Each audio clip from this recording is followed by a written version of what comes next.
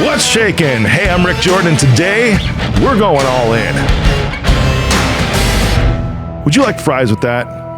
Have you ever heard that? Do you eat at McDonald's? Yeah, I was at an event a couple of weeks ago speaking on stage, and this was one of the points that I made as one of the biggest lessons that I've learned over the last, 2 decades, really like 2.5 decades now of my life. I got a job at McDonald's when I was, how old was I? Geez, 15. That's right. I was 15 years old. I got a work permit from my high school, and you're able to, in the state of Illinois anyways, I don't know if it's still this way because I lived in Illinois at the time, you were able to start working without anything right when you were 16 years old. But if you could work as early as 14 if you wanted to, if you got a work permit from your school, which means you had to have, not failing any classes, and you had to have your parents sign off on it, of course. And then you also had to adhere to underage work restrictions that existed. Like you couldn't work past 10 o'clock at night. You couldn't work more than 18 hours a week, something like that. There was a whole bunch of things. But I just wanted to work. And I was like, cool, I can go get a job. And McDonald's hires, at least they did at that point, 14 and 15-year-olds. And you couldn't even do certain activities there, right? You couldn't work in the grill area. You couldn't operate the machinery. You had to be at least 16 for that. Which even though, I mean, there's really no danger. It's just, they were like freaking flat tops. There's no fire. There's the fryer, right? But you could work the fryer, which had 400-degree oil, but you couldn't work the grill, right? There was this clamshell to where you'd have to like lean up against it. Whereas like you got fry oil flying all over the place. And that was way more dangerous, let me tell you. So I was able to get a job there. And because of all that, I had to work in either the front counter or the drive-thru area, right? And either that or you'd be like on fries if it was a rush, right? And the fries, you would just continuously make fries. Oh my God, there were so many fries that you would pump out, but you had to have so many small fries made, so many large fries made, and you just, during a lunch rush on a Saturday, if you were on fries as a 14 or a 15-year-old, you were just pumping those things in the fryer for like an hour and a half straight. It was crazy how many fries would go out of that place. They had a fun little salt thing and all that. But anyways, so when I was in the drive-thru, when I was working the front counter, but especially the drive-thru, because the drive-thru, there was like timing on that. I mean, this thing was like a huge operation, like the well-oiled machine. And there was timing up there that you had to have somebody through certain points of the drive-thru in a certain number of seconds, right? And I can't remember what that was, but I want to say it was stupid low.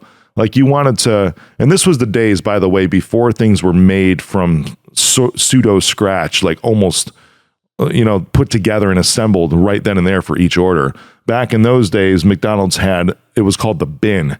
And you would call back to the grill, I'm like, I need 12 regs, cheese plus, and I don't know why the heck that, or 12 regs, cheese minus, or just 12 regs. And what that meant, 12 regs was 12 hamburgers. 12 regs, cheese plus was obviously cheeseburgers. I mean, that's not rocket science to try to figure that out, right? And then you would stack these things in there, and then you'd have quarter pounders, Big Macs, right? I need 6 quarters, I need 6 Macs, or I need 12 Macs, or depending, you were trying to anticipate based on the amount of people that were rotating and coming in and making the orders, how fast these things were going out. But that's why it was 90 seconds. I don't know if they can do that now, but the food was literally ready to go. So from a drive-thru perspective, all you had to do was go to the bin for the order, stuff the sandwiches in the bag, go over to the fry station where there was a 14 or 15-year-old making the fries, grab the fries that you need, put those in the bag, and then the order's ready to go. You could assemble an order that was on the screen in like 12 seconds flat. Super, super fast. And that's why you could get somebody through the drive-thru in under 90 seconds. And I'm talking from the point that they complete saying their order at the speaker to taking their money at the first window, processing the transaction, to going to the second window, which is where you would hand it out. And in that process, the second window person was also making the drinks and stacking those up and then just handing them out. Super, super well-oiled machine. It was amazing, really, now that I think back at this. Now, there was a job that I had, right? And they taught you this because I worked there during the point where like value meals came around and right when supersizing was starting to happen. But I'm sure this happens to this day. I mean, I know I do this, right? If I eat at Chick-fil-A, which by the way is my favorite fast food restaurant in the world, their chicken's fresh, cooked right there, never frozen, awesome. I indulge there once in a while. I do not eat at McDonald's. I do not eat at Taco Bell. I don't eat at Burger King. I don't eat at those like super low quality places at all because the food is just crazy. It blows my mind how fries from there can sit out for like 3 weeks and not develop mold. It's really, really freaking weird. But like at Chick-fil-A, I'll go there and I'll order just a chicken sandwich. That's it. I'll have water in my car and I'm cool, right? I don't get anything else but the sandwich. And that happens at McDonald's a lot too. So when you were trained in the drive-thru especially, if somebody ordered a sandwich or they ordered just a drink because people would come by, just order a Coke. That's it. They'd come by and order a Coke. You would always ask the question, would you like fries with that? Or if they rolled up to the window, right, and they ordered just a drink and a sandwich, be like, would you like fries with that? And then you could ask them again after that, do you want to supersize it? Right? So these are two questions that really shaped how I look at sales and still look at sales and will look at sales for the rest of my life. No joke. Because the idea with this is as soon as somebody makes the purchase in their mind, decides I'm moving forward with this purchase, and even more so when they give you a credit card or process the transaction, at that point, you have them.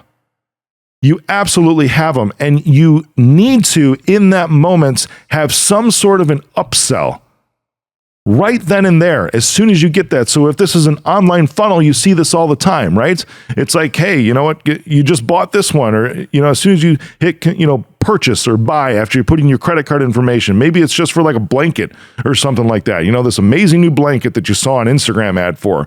But then as soon as you hit buy, it goes to the next page where it says, but wait, get a second one right now for 50% off. You're like, holy crap, that's a great deal. So you just click one button again, and then it's like, awesome, you just got another one for 50% off. Then it'll go. So that one thing right there is the would you like fries with that?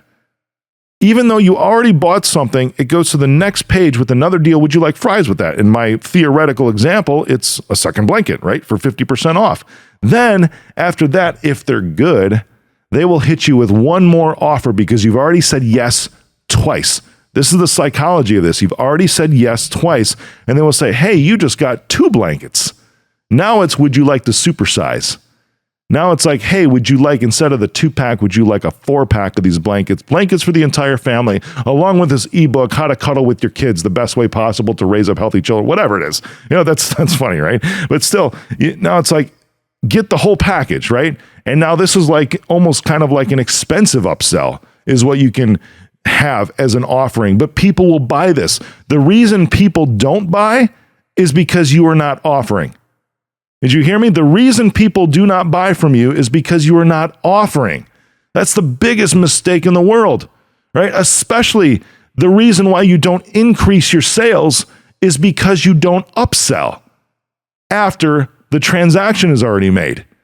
You have to, one, always ask for the offer, and second, always offer an upsell after they've purchased, and sometimes 2 upsells, which is the first one, do you want fries with that? And then the second one, after they've agreed to commit to the fries from the first purchase, like, do you want to supersize that? As long as you're here, it's just another blah, blah, blah. That is the biggest hack in sales that ever existed and ever will exist, is that strategy of would you like fries with that? And then would you like to supersize it? So they already say yes to something. Then it's would you like fries with that? Whatever that looks like for you. And then, oh, would you like to supersize it? Whatever that is for whatever you're selling. Biggest hack ever for sales. It works. Do it. Watch your business skyrocket.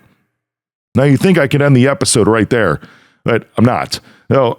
When I was working at Geek Squad, I've told this story a few times, right? When I was working at Geek Squad, I was the first Geek Squad agent in Chicago after Best Buy acquired one of 7 test stores, to make sure that this was going to be a success with the pilot. And my sales were just like through the roof. And you had people coming from corporate to talk to me and asking me, it's like, Rick, we just don't get it. There's other ones that are like struggling on this, the other 6 stores actually, but you're the only one. You've got 3 times, your ticket sales are 3x what the other stores are comparatively, what the other test markets are doing.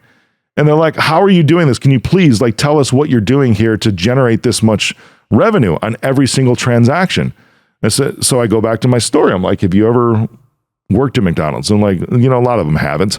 But they're like, no. I'm like, you've eaten at McDonald's. Well, yeah, of course we have, right? And they would come back and say, well, what does this have to do with what we're talking about? I'm like, well, have you ever heard the question, would you like fries with that? Like, well, yeah. And still, it just doesn't seem to click. I don't know why it just doesn't click, which is why I'm going through an episode specifically on this. I've told this tip before as would you like fries with that in just passing and some other stories, but I'm doing just this episode on this great sales hack today because it's important and I want you to get it. I want you to be successful.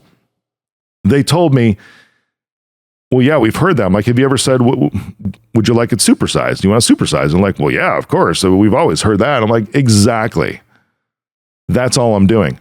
Like, what are you talking about? I'm like, because at that point, it was like they've already purchased a Geek Squad service, right? Maybe it's setting up a new computer, right? They bought a new computer and it's complex. They don't want to set it up, and this was in an affluent area. So they'll pay $250 for me to go to their home, to their business to set up the new computer for them, load their antivirus software on it, get their documents moved from their old computer to their new computer. We'll get it all taken care of. That way, when they sit down in front of this new shiny piece of metal that they just bought, it's ready to go. There's nothing that they have to do except sit down and enjoy it, just like their meal from McDonald's.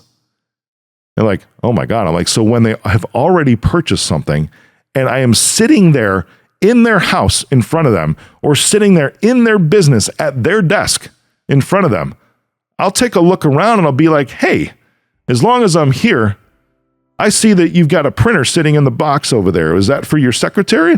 Well, yeah, it is. We just got it. Can I set that up for you? It's just another $99 while I'm here. I'll just take care of it while I'm here. Do you want fries with that? Well, yeah, that sounds great. That's amazing. That's so cool. Oh, you got it. No problem. Then I'd be looking around and I'm like, you know what? For this computer you just bought right here, it has, for this laptop, it has wireless capabilities. It can connect to Wi-Fi, but I see that your Wi-Fi signal is not very strong. And I'm like, I have a Wi-Fi extender in my car, my Geekmobile. I'd be happy to put that in for you while I'm here because it'll strengthen the Wi-Fi signal in your entire office and you won't have these connection problems. Like, oh my gosh, yes, that would be wonderful. I'm like, cool. It's just another $99 or whatever, $150, whatever the charge was for that, along with the piece of equipment. That is, would you like to supersize that? You see what I'm doing? So your job going forth from this day forward, today, I'm going to tell you to do this today, okay, is whatever it is that you're selling. If it's a service, if it's a product, services I love because they're easier to stack, right? Products, I already gave you the example of a blanket, which is pretty freaking easy. I mean, that's just something that literally I pulled out of my butt right here, right out of there and gave it to you. I've never bought a blanket, never got one 50% off, but that's something that could be very legitimate online that you could buy, right? Pull that example out of my crack for you and it works. So your job today is to figure out whatever it is that you're selling, what can be the answer to, would you like fries with that? And then even more so, what could be the answer to, would you like to supersize that? That's your only two things that you have to figure out today. Go out, add another service, bundle another product, whatever it is, and then you will triple your sales just with this one great, I will call it the greatest sales hack of all time. Go all in.